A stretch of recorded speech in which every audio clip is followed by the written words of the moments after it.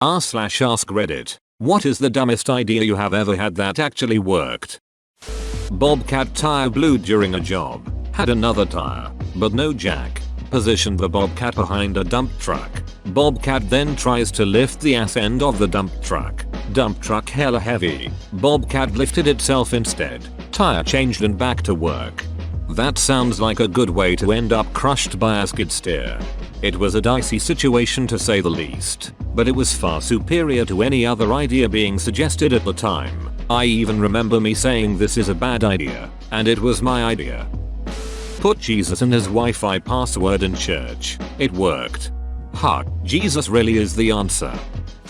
Far from the dumbest working idea in the thread, but I once got an extra day to work on a video project in high school by coming to class with a video that was just a quarter second of blackness, eagerly volunteering to go first, then acting confused and scared when the file didn't work. The teacher took pity on me and told me to just bring it the following day, and I got to finish it that evening and still got full credit as if I did it on time. I once completely blanked on an essay assignment and didn't realize till I was sitting in class. Luckily, the teacher didn't collect the essays till the end of class and I proceeded to write the whole paper in my notebook during lecture. When people were handing in essays, I went up and told the teacher that I forgot to print it, but I had a version in my email, showing him the handwritten one to prove I had completed the assignment. He let me go print it and I typed the whole thing up in like 5 minutes, ran back, handed it in and got like a C or B. Couldn't argue that since I was about to get a 0. I just got PTSD imagining writing an essay in class again. This idea could have easily gotten me fired if it went wrong. I was working as art director at an animation studio, making videos for clients. One client was especially pesky about the use of yellow in the background. They wanted it to be that of their logo, which was this horrible neon piss yellow. We advised against it, but after numerous calls we had to cave and gave a version with that color. They hated it and asked for a change. What followed were 12 versions with numerous calls in between tweaking the color over and over. Eventually I got tired of it and just sent the original version again. I didn't even bother to rename the file. The client said this looks exactly the way I wanted. Thank you. How that ever went right I still have no idea. When I was younger I got called into HR because I drew a very detailed picture of a penis. It was really good. The HR meeting happened like a week after I drew it and my only defense was I don't recall doing that. Do you happen to have the picture? It might jog my memory. They didn't have it of course because I had it. And because I didn't confess they couldn't do shit. Investigation results inconclusive. Have a nice day. But do you still have it? No, but I can give more detail. It was wearing a Santa cap and the jizz was his beard. It was around Christmas time. I'm confused. Did someone else see you drawing it and reported you? Also, why the shit are you drawing Santa penises at work? Wearing a motorcycle helmet while snowblowing. I did it because I missed riding. It kept my face warm and when snow would fly back at me the visor would protect me.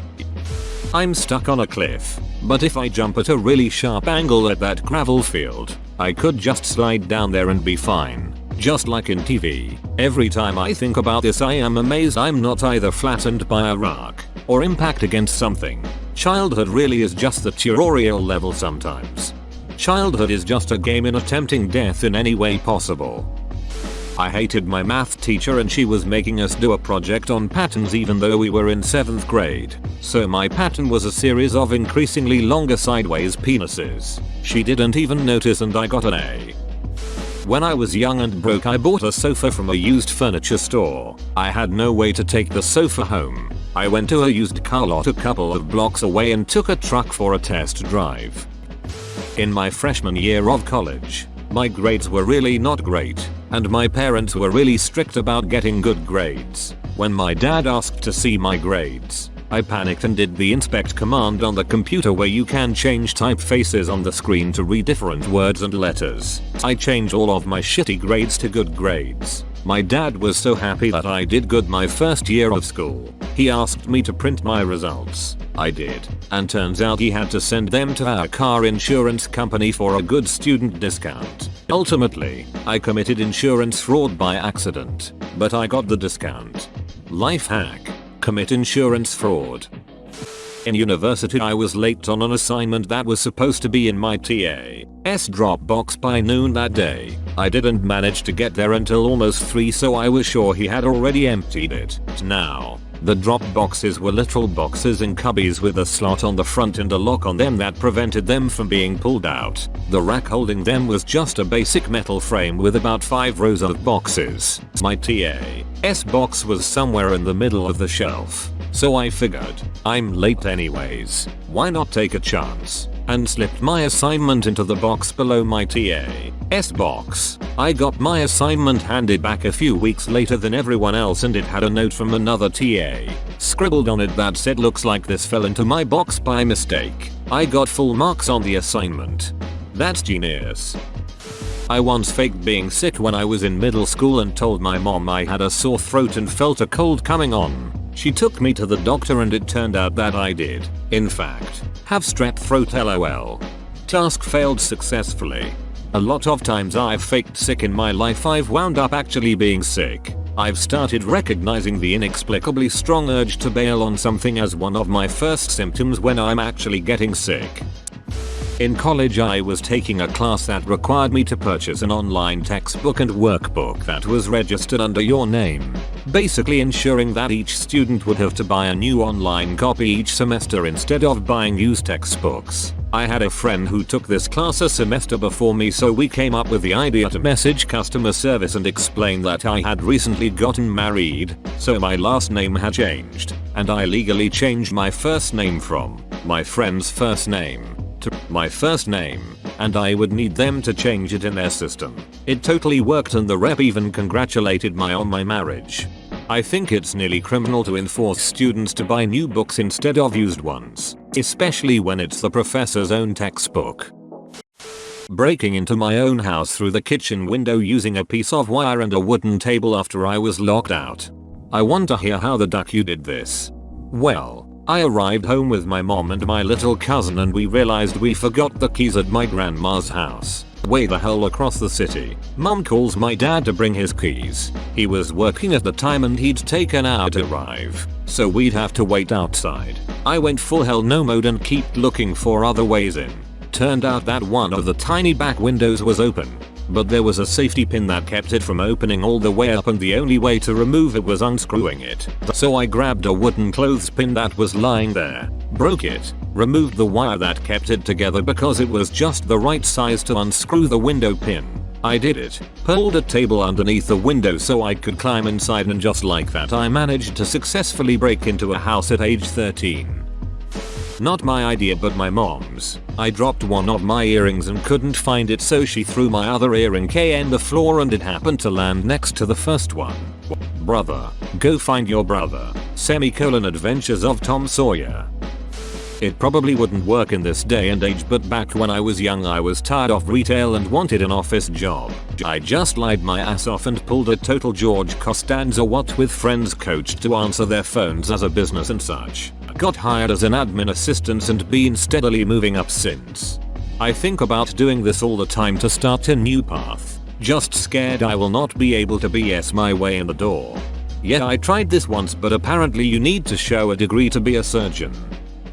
We had a noisy rotating rooster weather vane, loud enough to keep people awake on windy nights, despite having been lubed, so I filled the hole the rooster rotates in with Crisco, even though people said it was a dumb idea and wouldn't work. Never had to lube it again because the Crisco didn't break down like other lubes. I have a similar story. Kitchen shears rusted at the joint between the two blades to the point where it took significant pressure just to move them at all. Googled solutions that seemed tedious and required buying food grade cleaners and lubrication, which didn't seem worth it for cheap kitchen shears. So I just dropped some olive oil in there and they've been fine since. People forget that oils and such originally were all animal or plant-based derivatives. Not everything needs to be made in a lab to be quality. Great solution. Consider me part of people. Thanks for the reminder. I was pulled over for speeding by a state trooper with a car full of friends in college. I didn't have time to explain to them what I was about to do, and to just go with it. Officer is walking with that swagger walk they do when they do they're gonna write a ticket, and he comes up to the window and I'm having a full-on asthma attack, wheezing and rocking back and forth saying my inhaler ran out. Trying to get to a Walgreens for a new one, the guy was like, oh shit, follow me. I got a police escort to buy a pack of gum. Got out of the ticket. Mixing strong coffee with Monster Energy. It worked because I wrote half a book in one sitting. It was dumb because, well, had a video card die on me. Thought that maybe the solder had melted away from it overheating. So I had the idea to stick it in the oven briefly to melt the solder into place. Looked online and it is apparently a normal thing to do. Worked like a charm. My parents used to run a bed and breakfast, and we used to keep a section of the house locked. Only light security was just supposed to stop guests accidentally going into our living space. We used to keep the key on top of a door frame. Turns out the frame was hollow and there was a hole on the top. I put the key up there. It fell into the hole but didn't sound like it dropped all the way to the floor. 14-year-old me didn't realize taking the door frame off isn't a major job. So I was a bit worried my parents would kill me. Found myself a wire coat hanger. Straightened it out and attached a magnet to the end to go key fishing. It was more out of desperation than anything else, but it somehow worked. I used to know a guy who, every week, would order his Saturday night curry for delivery while sitting in the pub and then walk over the road to the curry house and get it and himself delivered home. This went on for about 10-12 weeks. One week, we were sitting having a pint and the owner of the curry house walked in, took his order, and had him picked up from the pub. He said it was easier for everyone concerned. That's the most British thing I've ever read. I often forget that Indian food for Brits is akin to Mexican food for the US. It makes sense historically. 2. I used a soap bottle as a makeshift sink plunger. And this worked. I'm impressed. Yep, the neck of the bottle fit the drain near perfectly, so I just had to stuff a rag into the overflow drain. I didn't want to use my toilet plunger in my sink, so this was what I did. When I was brand new to the army, we were training with another unit and we had to defend the urban combat area, Mount Site, from an incoming force. We were only allowed a few hours to prepare. One guy suggested that we set up tripwires to, at least, slow them down. The doors are all painted bright blue, and all anyone had was my package of black 550 cord, parachute cord, that could easily be seen. Setting this up, we thought there was no way they would miss it. I was wrong.